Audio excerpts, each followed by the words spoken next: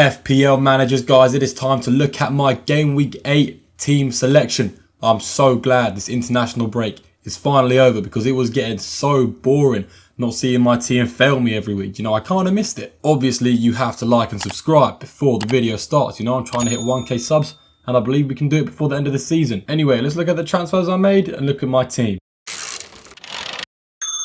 Now, let's look at the transfer options I was discussing at the beginning of the game week, guys. But, just after game week 7 finished. I was not spoiled for choice, as you can tell, okay? I have a lot of good midfielders already, and the ones I could have got, well, they're either I can't afford. I don't think I'd buy Palmer or Salah anyway. Those are the ones I couldn't afford. Also, a lot of them just either weren't that great or didn't have a great fixture run. So, I'm selling Semenyo with 4.7 million in the bank. And I can choose between Johnson and Bruno Fernandes, guys. I'm sure many of you are already thinking, what is this guy on about trying to pick Bruno Fernandes? And I know, I see where you're coming from, guys. I really do. And the obvious choice here, the safe choice here is Brennan Johnson, The last 4 or 5 game weeks, really good data, really good points. And he is on a really good fixture run. And he's quite good for how much he's worth. He's very good for how much he's worth. The only drawback is that he also has a tendency to underperform his expected goals. In fact, that is what he normally does. It's only recently where he hasn't been underperforming his expected goals and he's really been popping off. Now, my question to him is like, bro, can you actually keep this up for the rest of the season or just until our wildcard in game week 12? And I was kind of uncertain on the answer to that question. I wasn't too sure about it. Now, why did I have Bruno Fernandes up here? Guys, Bruno Fernandes, at the beginning of the season when United were playing well, he was the highest for expected points, expected goals, expected assists, up there with Luis Diaz and Erling Haaland. Obviously, in the last 3 or 4 games, he's gone right down because Manchester United as a whole have been playing terrible. It's not like Bruno himself has just become a terrible player, even though he's not been playing that well.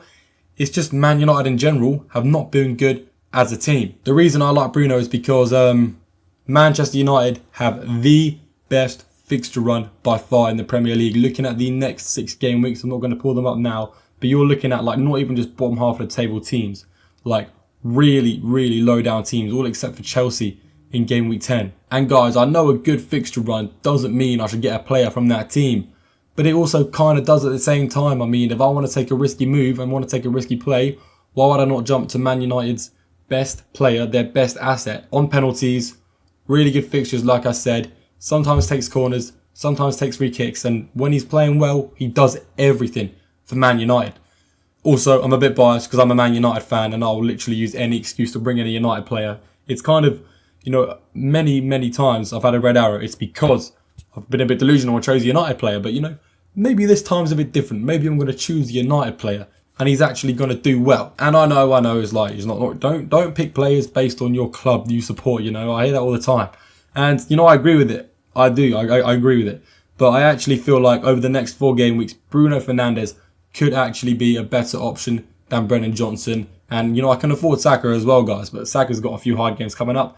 And I don't back him. I don't want to pick a player who's got some really hard games coming up. So, yeah, in conclusion, I made the stupid decision of bringing in Bruno Fernandes. So many people have told me to stay away from him. And I get where you're coming from. But best believe if he does do well in the next 4 game weeks, I'm going to be the biggest I told you so merchant ever. So just be ready for that when I inevitably succeed. So yeah, let's look at the team now. In goal, we're starting off with the disappointment known as Flecken. Now, United have had a couple 0-0 games this season, very low scoring games, and it very well could be Flecken's first clean sheet of the season, but it could also be absolutely nothing again because Man United are very random. We don't actually know how they're going to play. But yeah, Brentford's defence, it's not good this season. I wish I chose a different goalkeeper, but there's not a lot of other 4.5 million goalkeepers that are actually doing that well anyway. But yeah, enough on Flecken. Looking at my 3 defenders now, they've been massive disappointments, okay? Not Gvardiol as much, but with the double Arsenal defence, playing home to Leicester, then home to Southampton, it was 2 guaranteed clean sheets and they got me none for it. And Gvardiol, while he scored 1 goal this season, he's still underperforming his expected points. All 3 of these guys, in fact, I would argue all 4 of these guys, they owe me a return because I didn't forget game week 3. Flecken, conceding in the last second against Southampton. I didn't forget about that. So yeah, these guys all owe me a return, okay? And I refuse to believe that I'm not going to get at least 2 returns from my defence this game week. I'll be angry if I don't. Midfield is where it gets a little bit tasty now. I don't need to talk about Bruno Fernandes anymore because I've talked about him enough. I've talked about why he's an amazing player and why he's going to get me loads of points. Now let's look to James Maddison, another attacking midfielder, except this guy is a lot more reliable and has a lot of data behind him to back him up. Brought him in last week, got me 10 points, and I'm hoping for a return again. You know, West Ham have not been great this season at all, and they're playing home as well, which is big time. You know, a home game is always better than an away game. So for Maddison, I've got really high hopes of him. So yeah, really optimistic about this one. In other news, we're looking at Morgan Rogers, who playing away to Fulham. It's not the easiest game because Fulham are actually quite good this season, and playing away to them is not going to be easy. So with Morgan Rogers, like while he's good for his price and has good data for 5.3 mil, I'm not insanely optimistic about going into this game. I don't think he's going to get a return, but there is obviously always a chance. He is going to have a great game, you know. He's been Aston Villa's best player from what I'm hearing. It's just yet he's not always in the returns, you know what I mean? He's one of those players that plays amazing, but sometimes just doesn't get lucky enough to find a return. Finishing off this midfield is Mbeumo, who on paper has a hard game. You know, United have the most clean sheets, tied with Arsenal, Liverpool, I think.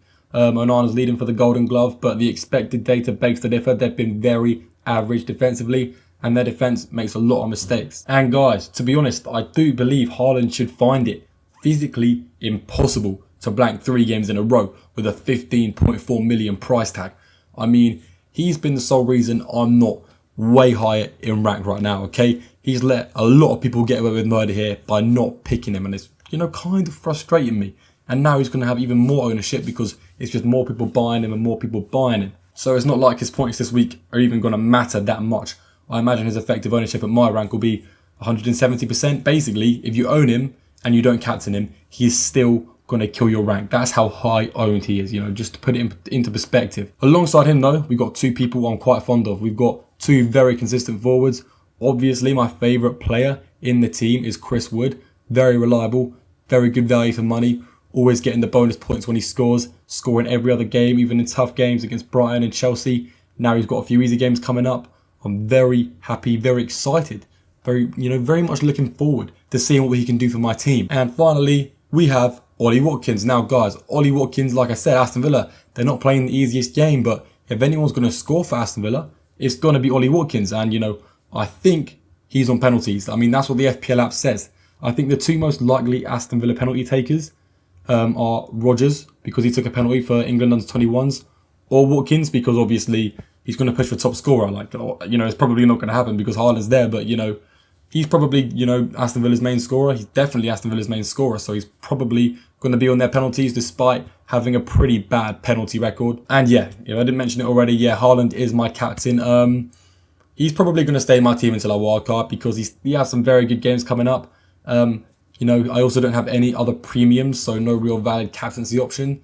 So I really do hope he does well, even though his points aren't going to massively benefit me. I do think they're going to help me out just a little bit and justify him being in my team. But yeah, let me know what you think of the team. Don't let me know what you think of the transfer I made because I know I'm just going to get hated on, okay? I know people aren't going to back it, but in a few game weeks, we may just find out that I was right. Anyway, guys, if you did make it this far, thank you so much for watching. You are greatly appreciated. And yeah, I will see you all in the next video.